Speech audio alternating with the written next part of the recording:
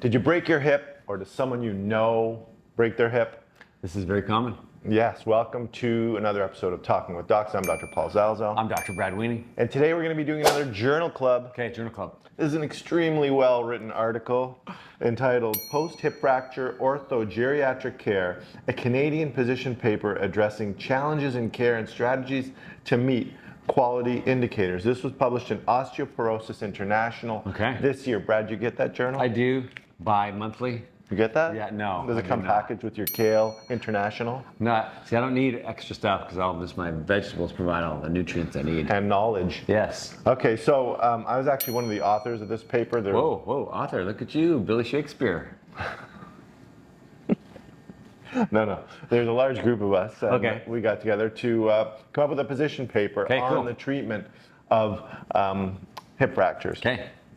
So it's multi-institutional, interprovincial, multidisciplinary. Right, so not just surgeons, it was internal medicine doctors, surgeons, geriatricians. Yeah. Did you have physios and occupational therapists involved in the paper itself? Or? People way smarter than just surgeons nice. dealing with this. Yeah, we had a lot of smart people. The lead author, Dr. Alia Khan, extremely smart woman, great physician, and an expert in osteoporosis. She was captain of the team, got us all together to put together this position paper. And the motivation for it is that apparently, half of the people who break their hip go home after their treatment and they're not treated for osteoporosis. Right, and we would argue that approaching 100% of them, means say for the really high energy traumas, have osteoporosis.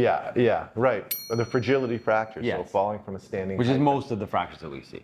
Right, and so once you break your hip from a fragility fragility fracture, you now by definition have osteoporosis. Right. But half the people didn't know that or didn't get treated for it. So that's why we thought we put together this position paper helping. And then as a group we were meeting saying, well, we should disseminate this knowledge to the different associations, orthopedic associations and things like that. And then I suggested, well, why don't we tell the people about it, the stakeholders, you people, right? Because we always say you aren't in charge of your own health. Right? So here we are, let's tell them today. Now you can advocate for yourselves. If you or someone you know breaks your hip, these are some of the key things that you have to watch out for and have to make sure this comes into part of your treatment pathway. Okay, let's start at the beginning. In the emergency room, it starts in the emergency room. There's got to be a rapid response and a team to address the patient who has a broken hip and other medical comorbidities that may exist. Why they broke their hip, something else might be going on. So that's got to start right away. Right, because as we get older, more things kind of accumulate as far as your burden of disease, and these are all signs of declining health and often lead to the hip fracture. Right, exactly. Okay. And there is a high mortality associated with a hip fracture, a high one-year mortality associated with hip fracture. Like, why don't you give us a number? Oh, I've read varying numbers, and it's stratified by age, but you could ballpark it to say somewhere between like 30 and 50%, I think. Right, which is scary as a family member potentially of someone who has a hip fracture or the person who has a hip fracture. That means 30 to 50% of people that break their hips at 1 year have unfortunately passed away. I mean, this is a very real, serious thing. Yeah, if you're super healthy, it could be less than that. If you're very advanced age, it could be higher than that, but that's a good ballpark. Okay. So what do we battle with too all the time when a hip fracture comes in? What's the timing issue we battle? So we want to get it done quickly. So not quickly, not like a rush. We want to do it in a timely fashion because there's lots of good studies to show, particularly with hip fractures, that the sooner we can get a patient ready for surgery and safe for surgery, that surgery should be done as quickly as possible. After that is determined. That's right. And the magic number that our province aims for, our hospital aims for, is 48 hours. Right.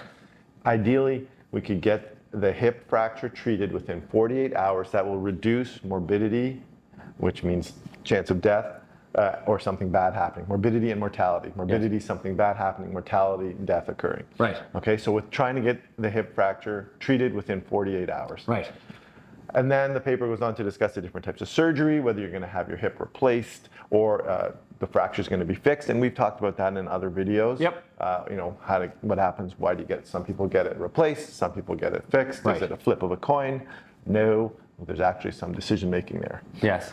And then one of the keys after is rehab, right? And part of rehab is being able to walk after. Right. What happens when you can't walk after? So bad things start to happen. So regardless of age, spending time in bed, you get grossly deconditioned very quickly. You increase your risk of a bed sore, of a blood clot, of pneumonia, of general unwellness. Right. So we like it if we can fix the hip fracture in such a way that you can get up and walk as soon as possible, weight bearing as tolerated. Right. If we make you stay in bed after the surgery, your chance of something bad happening goes up. Now, sometimes it's necessary depending on the fracture and all that. Yep. But our goal is to fix the hip fracture in such a way that you can get up and walk. Like, not right away. You're not going to walk out of the OR. But No, but the next day, hopefully at least standing or taking a few steps with a walker and the assistant of physiotherapy or the nurses. and dance. All right. What's another thing that is very common? So for me, I talk about in the consent is delirium. Yeah. So unfortunately, when you have a broken hip, it's a sign of other things maybe going on, but also the change of environment, the narcotics, the anesthetic, a host of other reasons, the pain, and the medications you're taking to control the pain can cause you to be confused. Right.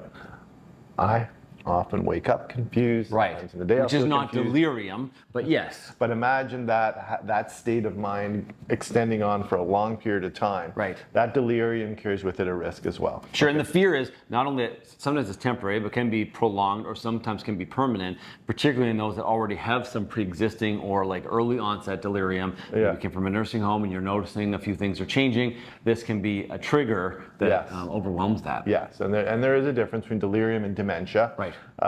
But you, as a family member, you can keep a close eye for that, because if we want to avoid delirium, which can be brought on by different medications and such, and treat it early if it occurs. Okay, Yeah. find the source of it and stop it. So keep an eye on that. If you have a family member in the hospital, just alert the nurse. Say, hey, I'm noticing Something's different. Yeah, something. Even other diseases like something as simple as a urinary tract infection, where often inpatients have urinary catheters and that can predispose them to getting an infection, that can lead to delirium. So you notice a change in behavior. I agree. I think as a family member, you're one of the best judges of your parents or your loved one's kind of mental status. That's right. The nurse might say, this person kind of always seemed like this. You're like, no, this is very different from how my mom or my dad was. So share that information. Even a friend, because if Brad was in the hospital and the nurse would be like, he's acting weird, I'd be like, no, that's just baseline. That's normal stuff. So mean. really, So mean. really be careful. Okay, then the paper goes on to talk about post-operative management. Okay. And there are key things we look for here. Nutrition. Okay. You've got to, if the person's not eating on their own, you have to be able to augment their nutrition, make sure the nutrition is, brought up to par. And this is one of the challenges with delayed surgery. So sometimes the hip fracture is getting optimized for surgery. So maybe they kept them nothing by mouth or getting prepared for surgery. So they may have gone a day or two without eating already. And their reserves are so little as we get older that you want to implement that. And whether that's normal food, if they can't take normal food, then some other type of supplement. And the nutrition team can be involved in this. Yeah. Right, a nutritionist, for example. Pressure sores, we watch out for pressure sores. So frequent rolling of the patient so they don't get pressure sores.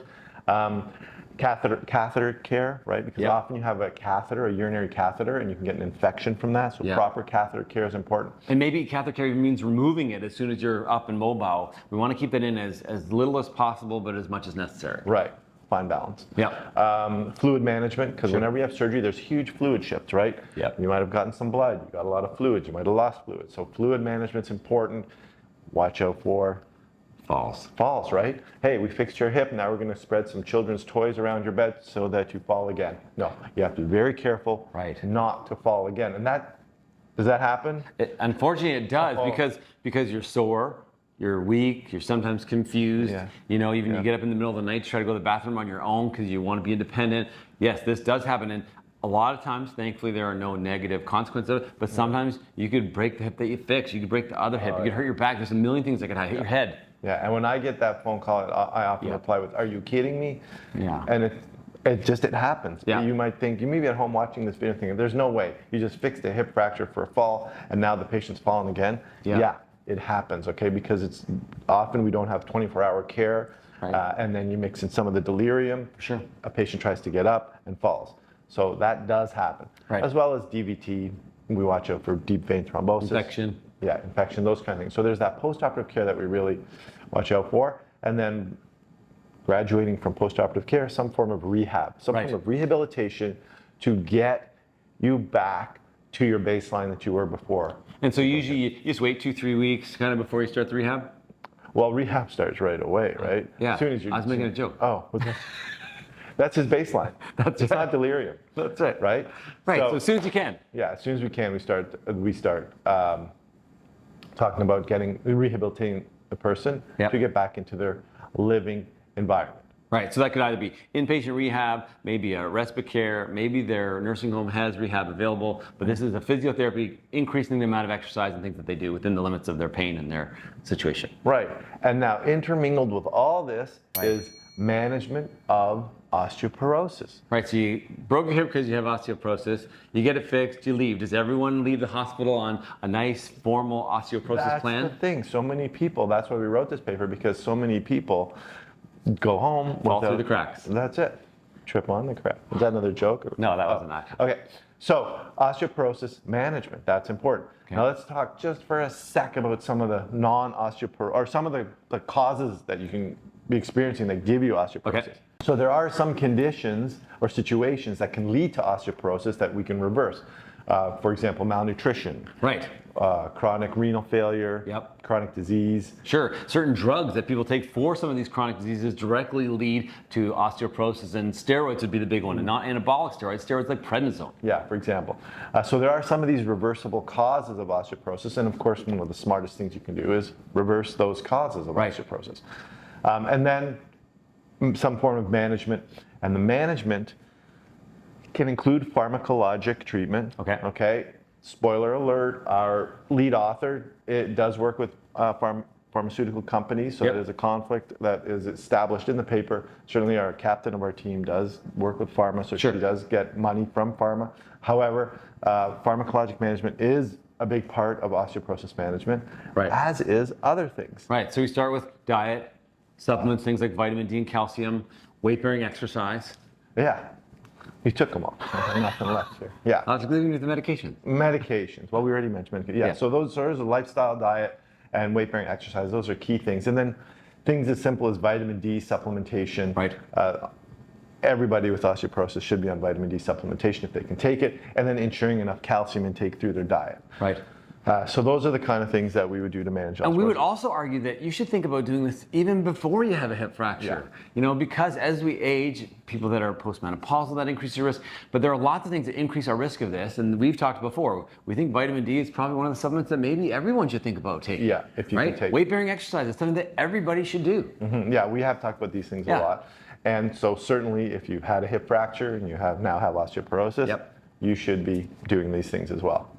And so who coordinates this? So I'm the family member, my parents going home, and I'm like, where's the medication, or where's the prescription for vitamin D or calcium or one of the medications? Where's that coming from? My surgeon? No. No, a lot of times it's not the surgeon. No. Why is that? Is it because we just don't want to? Pretty much. No, it's not. It's because we don't see you on a regular basis and we don't know what other medications you're taking. So we want someone to follow you to ensure not only compliance, but also that it's tolerated and that we're monitoring it with potential bone mineral density going on. That's what I was going to say. So and it depends on where you live as to who instigates this treatment. You might have an osteoporosis specialist or a team in your hospital. In a smaller hospital, you may not have that, so it falls on the shoulders of the internal medicine doctor, the hospitalist, or the family physician. We might have a family doctor that has a special interest, but yes, someone needs to do it, and sometimes you are the one that needs to say, hey, what's happening with the osteoporosis treatment? Yeah, like we're super lucky in our hospital because we have someone who represents the osteoporosis organization in our province in our clinic. So as soon as someone comes in with a fragility fracture, boom, Johnson, his name, he's on you, right? He's on you. And he's talking to you about it. But you may not have that where you live. So that's why you have to advocate for yourself because you're in charge of your own health. Johnson went back to school. Yeah, shout out Johnson. Good luck at school. Good luck, buddy. Thanks for your hard work. So that's pretty well the paper. Okay, so the take-home message is hip fractures are really common.